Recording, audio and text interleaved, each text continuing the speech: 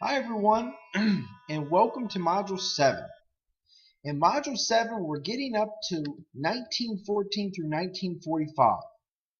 And there's been a lot of issues in that time period. And you'll know that we had the Roaring Twenties, then we had the Great Depression, and then we had the Road to Recovery with a lot of government stimulus packages. For this week, you're going to be reading Chapter 25 and 26, and you have discussion board number 4. For this week, I have provided some interesting videos on the New Deal, and then a promotional video that was a commercial back then on how the government was trying to promote the New Deal and the role of jobs. You'll notice that job creation was a very important concern during that time. And the amount of jobs that were being created was very important because we were trying to evaluate how to get people to work and then get people to spend money. For this week, you have the discussion board.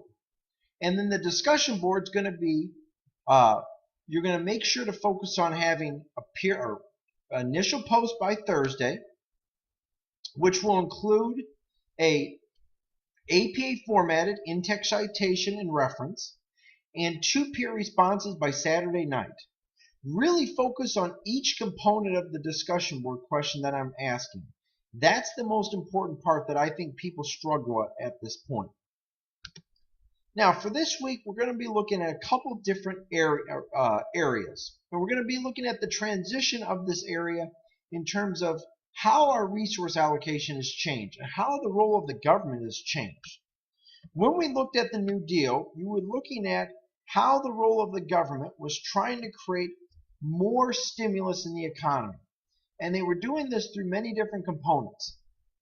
They were doing this through a lot of big government programs. And this is when the government really got to be larger. And being large created a lot of opportunities for the economy. Because it created the ability of people to actually get involved and do things. In Chapter 26, we're going to start looking at the prosperity of wartime. And that's a very challenging thing to estimate. When you look at wartime, it actually creates more jobs in the economy, and it creates more opportunities.